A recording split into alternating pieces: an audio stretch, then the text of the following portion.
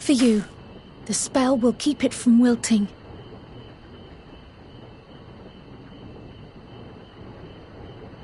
She said you would need it for the journey ahead.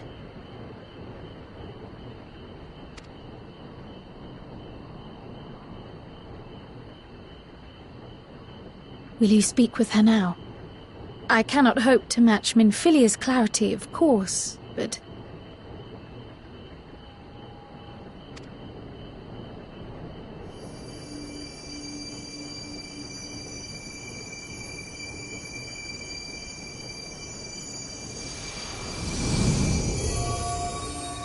Thank you.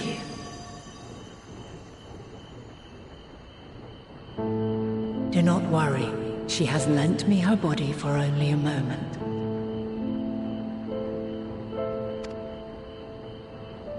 Just as I could not save the First from the flood of light, it has become arduous for me to interact with the physical world without assistance. Though I might converse with you for a time, the incorporeal form I assumed on the ship would be incapable of casting even the simplest enchantment.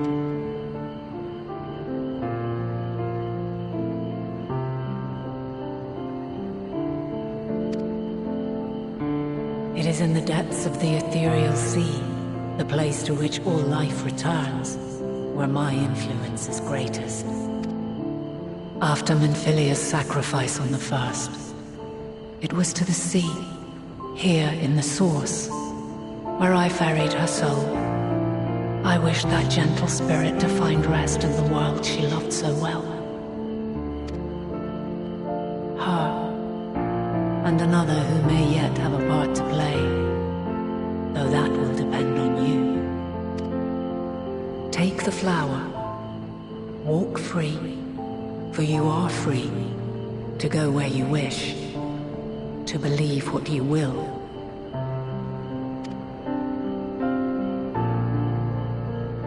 That bloom will be your guide, test and proof of your conviction.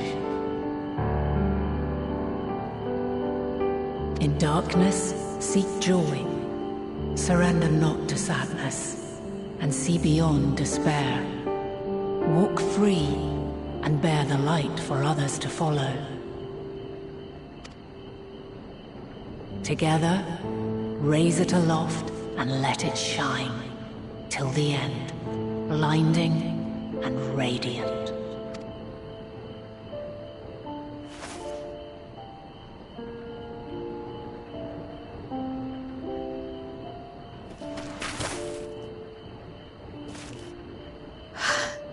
That was all too brief. Already she seems so far away.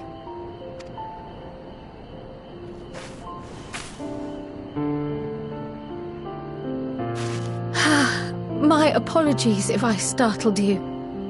Ever since we began our descent into Labyrinthos, I had sensed another's will, straining to reach out. Even with my particular talents, though, I was unable to make a connection at first, so weak and tenuous it was. Once I took hold of that wispy thread, imagine my surprise to discover it was Hydaelyn herself. Needless to say, it seemed wise to learn what we could before letting go.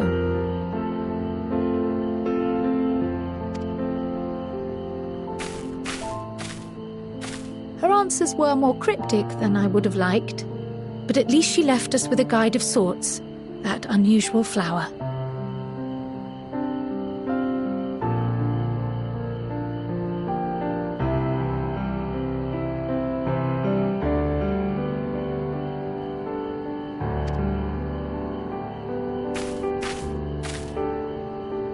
Yes, we are definitely making progress.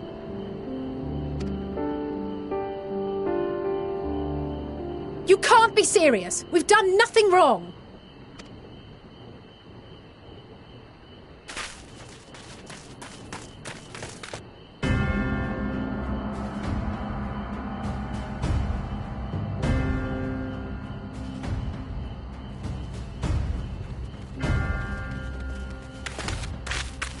Master Fortuno?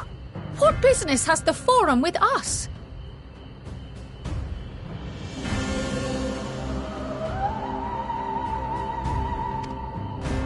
Obstruction and suppression, apparently.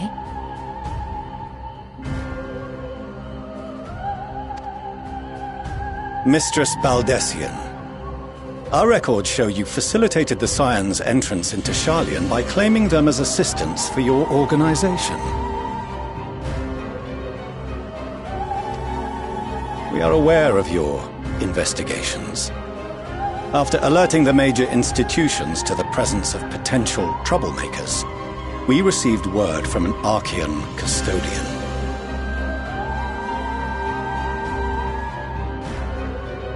A group operating under the auspices of the students, skulking about Labyrinthos and engaging in clandestine behavior.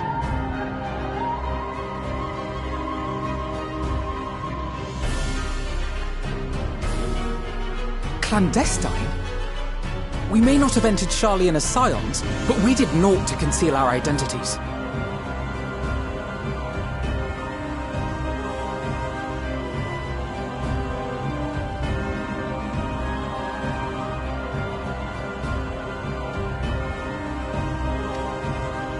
Our only purpose in this city is to seek the truth. I can think of no reason why our actions should warrant the Forum's intervention.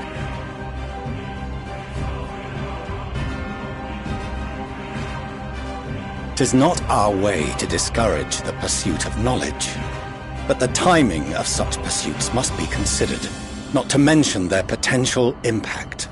With the world in chaos, we, the true caretakers of wisdom, have committed ourselves to an undertaking that demands the utmost discretion. And we will not risk its success by turning a blind eye to disruptive foreign elements in our midst.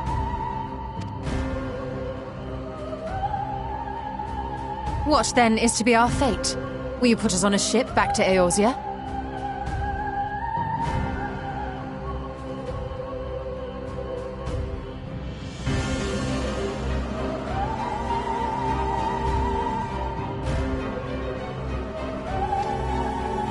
The Forum will convene to examine your case. The results of said inquiry will determine your future in this city.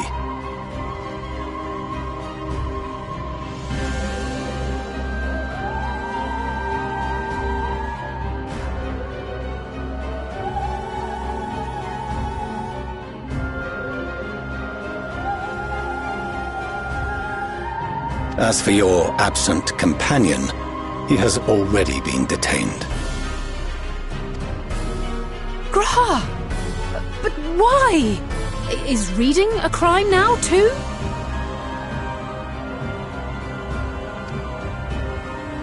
Reading is encouraged, celebrated even. Not, however, of the volumes shelved in the restricted section of the library.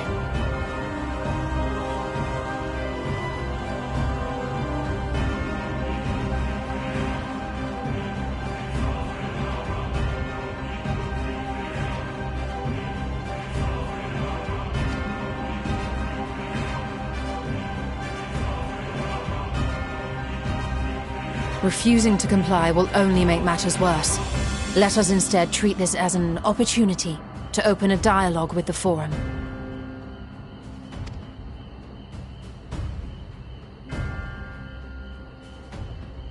Silence is often one's best defense. I would advise against prolonging the proceedings with frivolous discourse.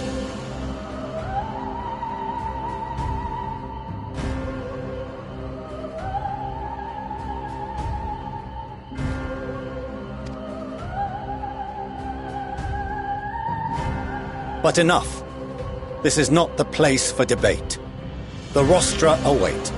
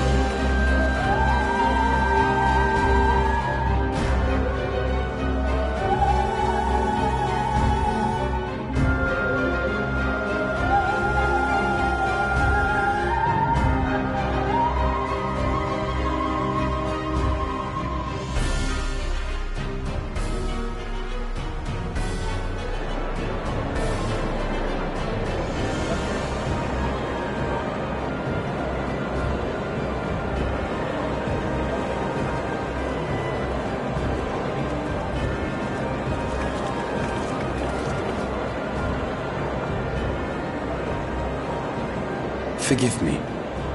I was careless. We would have been detained regardless. This way, at least, we managed to stay together.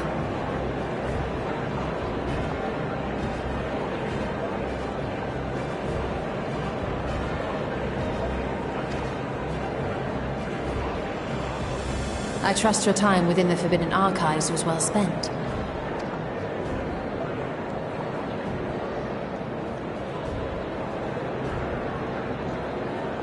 The Forum will come to order! This inquiry is now in session. As Speaker-elect, I will be presiding over the day's proceedings. Master Fortuner, would you be so kind as to restate the matter which compelled you to summon your colleagues with such urgency?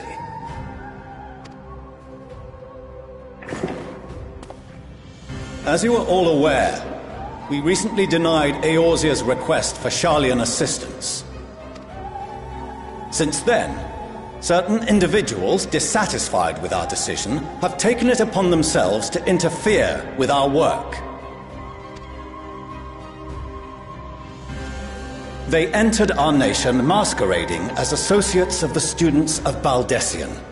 But these malcontents are better known as the Scions of the Seventh Dawn.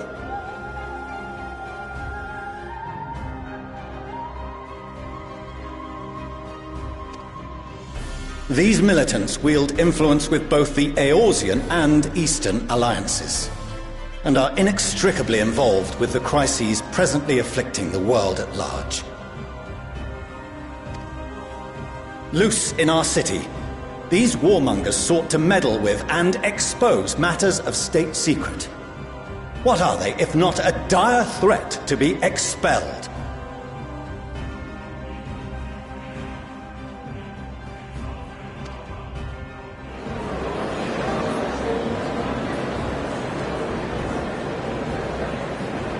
You have tarnished the good name of the students.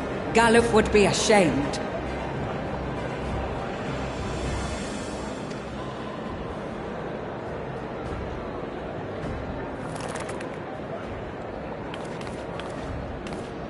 Galuf Baldesion was never one to forsake his fellow man.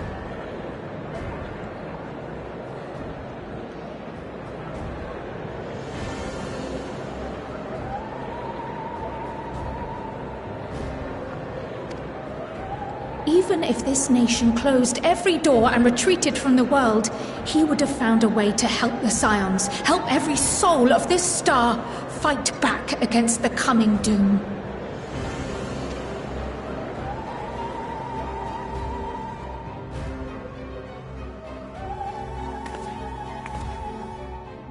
A terrible enemy stands poised to lay waste to all we hold dear. In the face of such madness, Eorzea reached out to Sharlayan, a respected ally, in the hopes of forming a united front. Was your curt dismissal truly the best you could offer? Or are you so preoccupied with your momentous duty of an age long past that even the end of the world is unworthy of your attention?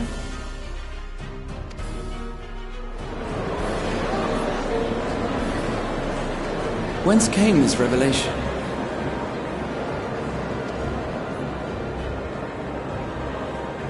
From the mouth of a Forum member within fortuitous earshot. Then it seems your findings support my own.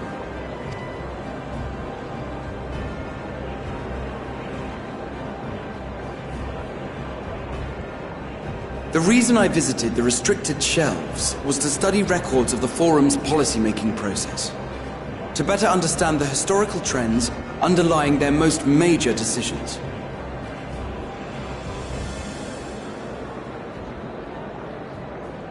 At first glance, the positions of neutrality in war and the accumulation of knowledge above all else appear constant and consistent, the unchanging pillars of Sharlayan society.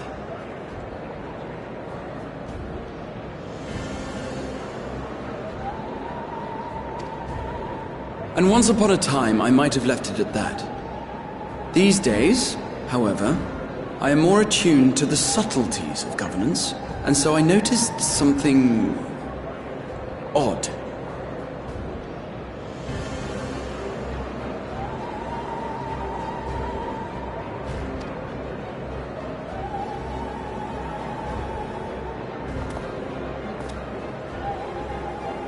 From a particular point in time, the purpose of these policies shifted. No longer was knowledge preserved for the benefit of society. Rather, society was to be gradually reshaped to ensure the preservation of knowledge.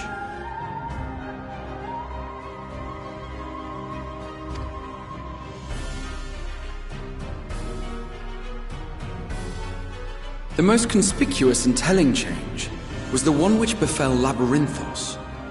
Once little more than an oversized storehouse, an enormous allocation of funds saw it transformed into an advanced research and archival facility.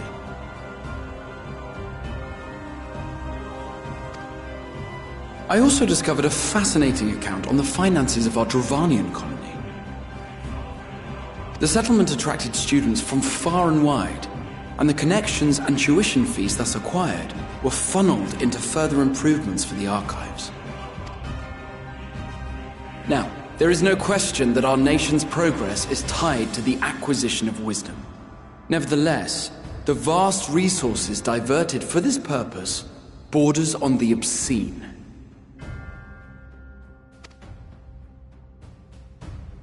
But returning to the matter of when, our change in course appears to have been made some 270 years ago. The very same period when Sharlayan scholars in the hinterlands began a formal study of the ethereal sea.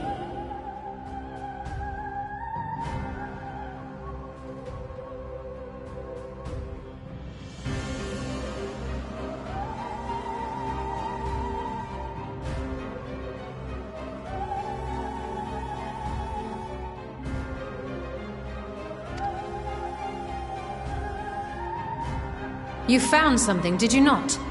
And whatever it was, gave rise to your oh-so-important duty.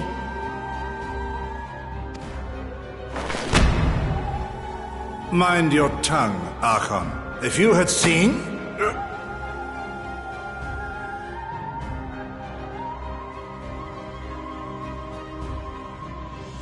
Yes.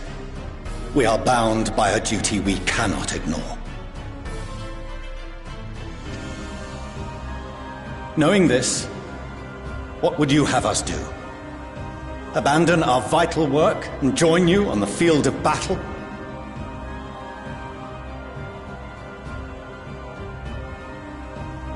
We will never choose the way of the sword. We will fulfill our mission not through strife and bloodshed, but survival.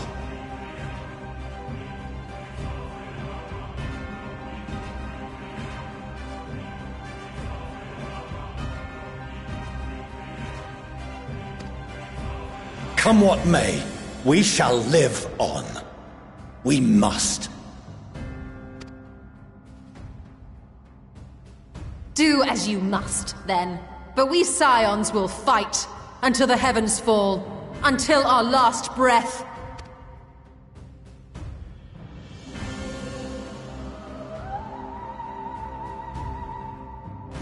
Such misguided zeal.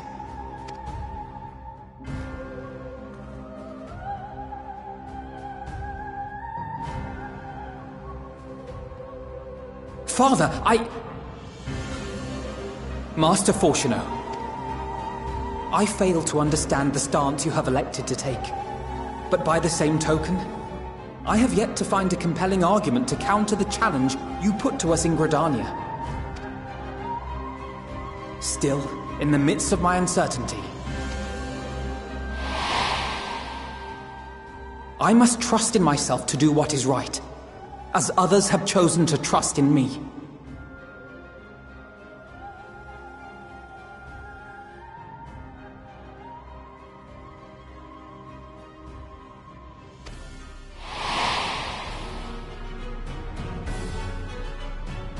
So I will continue, as I always have, weighing the consequences of my every action, and allowing my hope for the future to inform my decisions. That's quite enough. Have you all forgotten the reason for this assembly?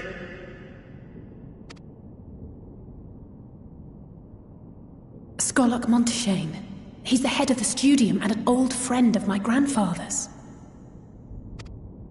Honestly, every discussion devolves into some interminable debate. Terrible habit.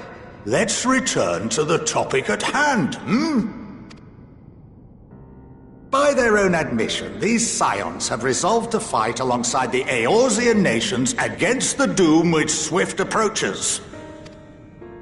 But there exists no evidence of an attempt to incite our citizens to do the same.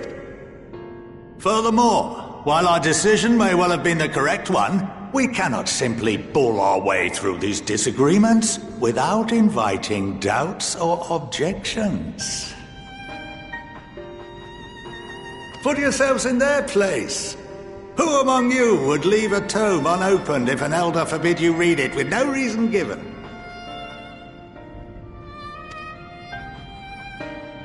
No. If we're to quell further discontent, then we must conclude this matter with a fair and even hand.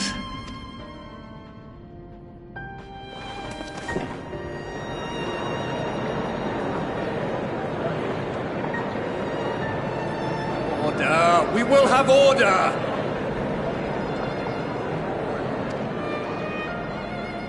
Master Monteshane raises some valid points.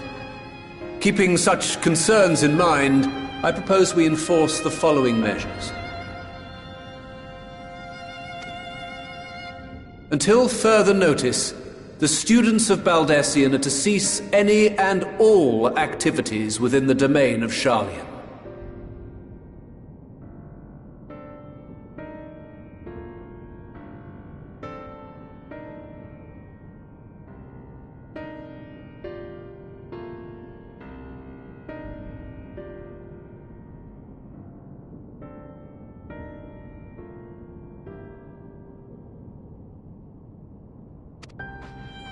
You will also refrain from any further investigation into the Forum's decisions and duties. Failure to comply with these restrictions will result in the immediate expulsion of your Scion associates. Let us put this judgment to a vote. All in favor, raise your hand.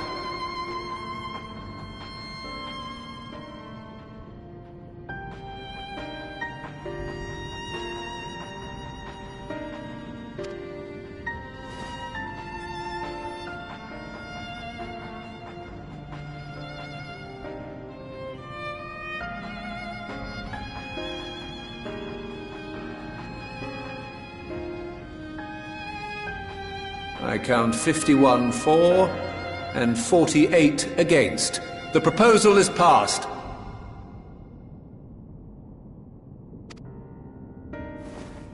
Students, Scions, you have heard the Forum's judgment. Pray abide by it, or face the consequences.